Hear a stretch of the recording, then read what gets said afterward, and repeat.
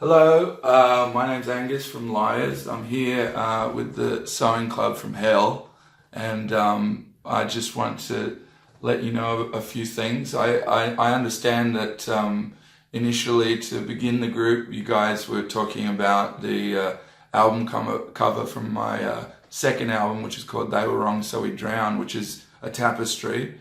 That was done by a German artist friend of ours called Beate Schlingelhoff, and she was into tapestry at the time, and we were like, wow, that would be really great, because I always really liked the idea of texture in album covers. And so she made this great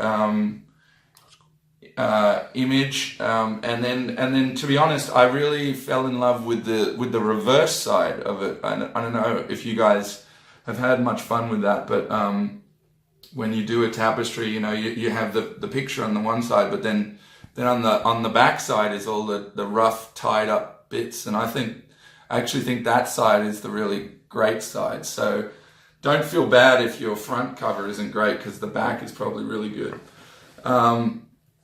So we made that record and used that cover. It is still to this day probably one of my favorite album covers that we've done.